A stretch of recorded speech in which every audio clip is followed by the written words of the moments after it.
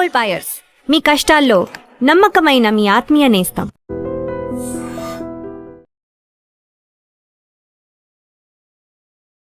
నమస్తే, నేను Kavitha. Welcome to iDream. T20 world cup, women's world cup start అయిపోయింది. ఆరంభ మ్యాచ్ లోనే పాకిస్తాన్ మీద భారతదేశం భారీ విజయాన్ని నమోదు చేసుకుంది. కొంచెం ఉమెన్ బ్యాటర్లు ఫెయిల్ అయినప్పటికీ కూడా ఓవరాల్ గా ఫీల్డింగ్ తో పాటుగా బౌలర్ల తమ ప్రతాపాన్ని చూపించారు. భారీ విజయాన్ని నమోదు చేసుకున్నటువంటి టీమిండియా సక్సెస్ రేట్ ఎలా ఉంది, అక్కడ ఉన్నటువంటి టీం ప్లేయర్స్ ఎలా ఉన్నారు, ఓవరాల్ గా T20 వరల్డ్ కప్ ఎవరి వశం కాబోతోంది? మనతో పాటుగా ఉన్నారు sports analyst and cricket commentator Venkatesh గారు. నమస్తే అండి. నమస్తే కవిత గారు. సో యూజువల్ గానే పాకిస్తాన్ వర్సెస్ ఇండియా అనగానే ఒక హై ఇంటెన్సిటీ మ్యాచ్ అనేది ఉంటుంది. దాంట్లో ఎవరు గెలవబోతున్నారు అనేది ప్రతి బాల్ కి అంచనా వేస్తూ ఉంటారు. నిన్నటి మ్యాచ్ చూసినప్పుడు ఫస్ట్ ఇన్నింగ్స్ ఇండియా ఆడినప్పుడు ఏమనిపించింది మీకు? ఫస్ట్ ఇన్నింగ్స్ కొంచెం టెన్షన్ అయితే డెఫినెట్ కలిగిందండి. ఎందుకంటే పవర్ ప్లేలో 2 వికెట్స్ పోయినాయి. ఫస్ట్ ఓవర్ లోనే మనకి షఫాలి అవుట్ అయింది, తర్వాత జెమిమా రోడ్రిగ్స్ కూడా వెంటనే అవుట్ అయింది. సో ఆ స్టేజ్ లో మీకు పవర్ ప్లేలో రన్స్ కూడా రాలేదు మీకు. I think they scored just 38 runs for the loss of 2 wickets. So power play అంత మందకొడిగా స్టార్ట్ కావడంతో ఏంటంటే కొంచెం టెన్షన్ అనిపించింది. But good partnership between captain Harmanpreet and Smriti Mandhana gear మార్చింది మంచి. తర్వాత పవర్ ప్లే తర్వాత she played some very good shots. కానీ వాళ్ళిద్దరూ మళ్ళీ అవుట్ అయిన తర్వాత ఫుల్ మాలీ కూడా వెంటనే అవుట్ అవుతారు. మనకి స్కోర్ 150 రేంజ్ లో వచ్చేటట్టుగానే కనిపించింది. 150 వస్తే అది ఎంత పాకిస్తాన్ టీం మన టీం అంత స్ట్రాంగ్ కాకపోయినా అంత చిన్న స్కోర్ చేసినప్పుడు వాళ్ళకి అవకాశం ఉండేది. కానీ చివరిలో మనకి రిచా ఘోష్ ఆడిన ఇన్నింగ్స్ చేసిన రన్స్ 34 రన్స్ అనుకోండి, కానీ బట్ 200 స్ట్రైక్ రేట్ తో ఆ ఫినిషింగ్ టచ్ ఇవ్వడంతో మన స్కోర్ ఎప్పుడైతే 170కి వెళ్ళిందో, ఇక్కడ పిచ్ అంత ఈజీగా లేదు. స్పిన్నర్స్ డెఫినెట్ హెల్ప్ ఉంది, మన స్ట్రెంత్ స్పిన్ బౌలింగ్. సో దాంతో నాకు ఏమనిపించిందంటే 170 వెళ్ళిన తర్వాత పర్వాలేదు, మన వాళ్ళు దీన్ని డిఫెండ్ చేసుకోగలరని నాకు అనిపించింది. బౌలర్లు శ్రీచరణి కావచ్చు, దీప్తి చేసినటువంటి ఆ బౌలింగ్ అనేది, దీప్తి రియల్లీ సూపర్ అండి. 4 ఓవర్లలో కేవలం 9 రన్స్ ఇచ్చింది, 5 వికెట్స్ తీసింది. తన పర్ఫార్మెన్స్, తన స్టామినా చూసినప్పుడు ఏమనిపించింది మీకు? Extraordinary performance, extraordinary all round performance. ఎందుకంటే బ్యాటింగ్ లో కూడా మీరు చూస్తే రిచా అండ్ దీప్తి శర్మ మధ్య ఒక పార్ట్నర్షిప్, 40 రన్స్ పార్ట్నర్షిప్. మనం చెప్పుకున్న 150 బదులు 170 రౌండ్ రావడంలో she remained not out and 12. సో మంచి సపోర్ట్ ఇచ్చింది రిచా ఘోష్ కి, అది ఒకటి. తర్వాత ఈ 5 వికెట్లు తీయడంతో ఫస్ట్ 2 వికెట్స్ ఆమెకే వచ్చినాయి. First 2 wickets she only took the first 2 wickets. First break throughs ఆమెనే ఇచ్చింది. మళ్ళీ సెకండ్ స్పెల్ కి వచ్చి మళ్ళీ లాస్ట్ లో టైల్ ఎండర్స్ కూడా అవుట్ చేసింది. అండ్ ఇన్ బిట్వీన్ వాళ్ళ టాప్ స్కోరర్, వాళ్ళ ఓపెనర్ ని రన్అట్ చేసింది direct hit. So all round performance from Deepti Sharma. Actually Deepti Sharma అంత గొప్ప ఫామ్ లో లేదు before the start of the tournament. But we know that మనం రీసెంట్ గా మనం వన్డే వరల్డ్ కప్ గెలిచినప్పుడు she was the player of the tournament. So చాలా important member of the team. So మరొకసారి తన ఆల్రౌండ్ ఎబిలిటీ ఆమె ప్రూవ్ చేసింది. అలాగే శ్రీచరణి కొత్తగా టీంలోకి వచ్చినప్పటికీ she is new to the team, but extraordinary performance. మన తెలుగు వాళ్ళందరూ కూడా గర్వపడాల్సిన పర్ఫార్మెన్స్ ఇస్తుందామె. ఆమె తీసిన 3 వికెట్లు వీళ్ళిద్దరూ కలిసి, అండ్ ఆల్సో శ్రేయకా పాటిల్, ముఖ్యంగా స్పిన్నర్స్ అందరూ, and to a lesser extent Shafali Varma with the ball, వీళ్ళు ఆ స్పిన్నర్స్ కున్న హెల్ప్ ను ఉపయోగించుకొని చాలా మంచి బౌలింగ్ చేశారు. దాంతో ఏంటంటే 170 చాలా పెద్ద స్కోర్ గా కనిపించింది. And India manage to win the match by 64 runs. ఈ మార్జిన్ ఎందుకు ఇంపార్టెంట్ అంటే మీకు నెట్ రన్ రేట్ పిక్చర్ లోకి వచ్చే ప్రమాదం ఉంది. పర్టికులర్లీ ఇంగ్లాండ్ లో మీకు వర్షాలు ఎప్పుడు పడతాయో తెలియదు, మ్యాచ్ ఎప్పుడు పడుతుందో తెలియదు. So net run rate improve చేసుకోవాలంటే మీరు బిగ్ మార్జిన్ తో గెలవాలి. అలాంటి బిగ్ మార్జిన్ తో మనకు గెలవడం అనేది that is the icing on the cake అని చెప్పాలి. ఒక శుభారంభం. అందులో గెలవడమే కాదు, రన్ రేట్ అనేది కూడా చాలా బాగుంది అనుకున్నప్పుడు హర్మన్ ప్రీత్ టీం అనేది ఎలా అనిపించింది తన కెప్టెన్సీని చూస్తుంటే? ఎక్సలెంట్ క్యాప్టెన్సీ అండి. ముందుగా ఆమె ఆడిన ఇన్నింగ్స్ చెప్పాలి. 2 వికెట్లు పడిన తర్వాత స్మృతి మందనతో కలిసి I think she added some 60-70 runs. చాలా ఇంపార్టెంట్ పార్ట్నర్షిప్ అది.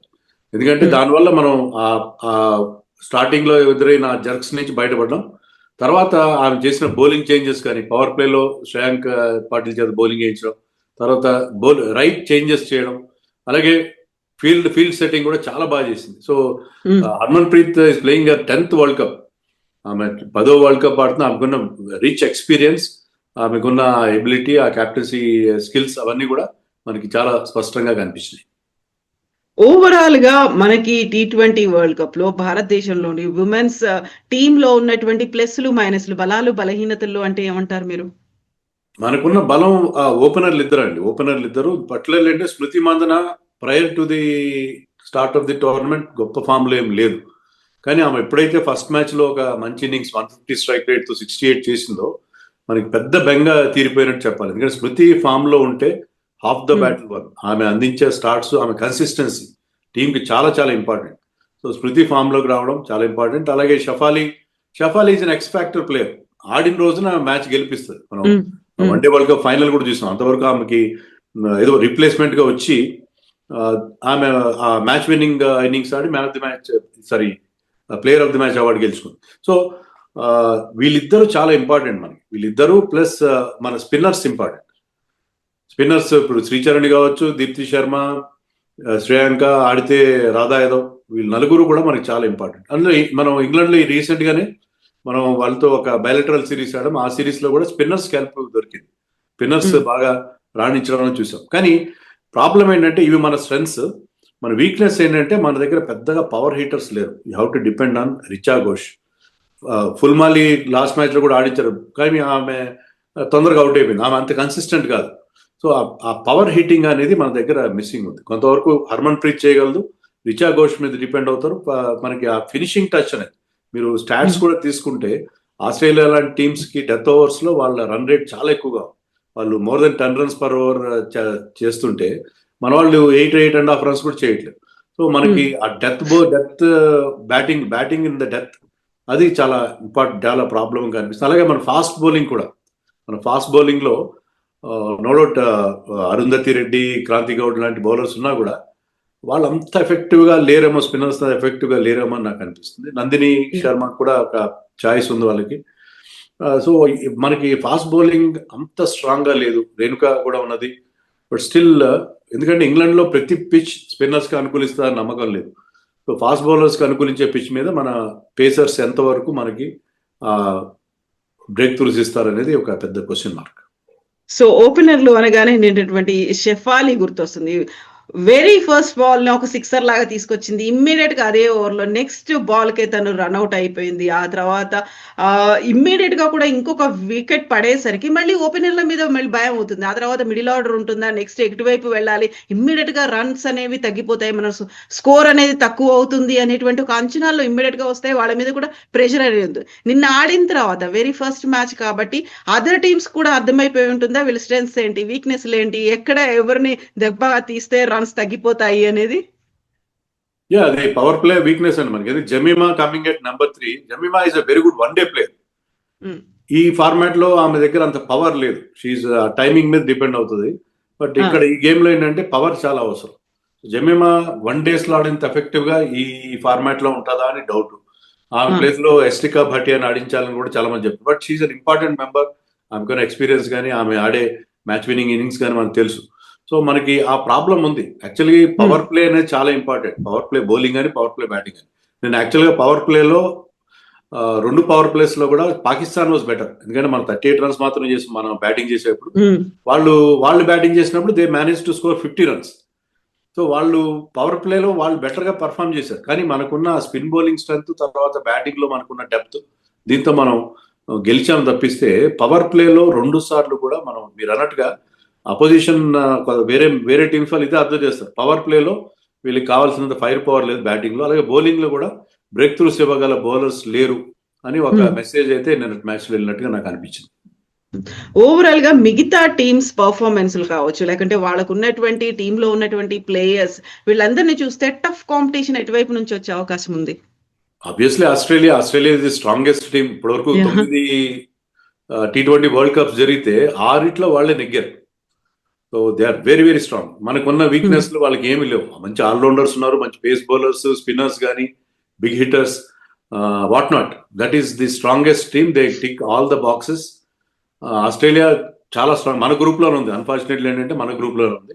సౌత్ ఆఫ్రికా చోకర్స్ అయ్యి మనం చెప్తాం కానీ ఈవెన్ మెన్స్ టీమ్ అయినా ఉమెన్స్ టీమ్ అయినా వాళ్ళు కూడా చాలా స్ట్రాంగ్ ఆడు. ఎందుకంటే రీసెంట్ గా మనం బైలేటరల్ సిరీస్ ఆడాం సౌత్ ఆఫ్రికా.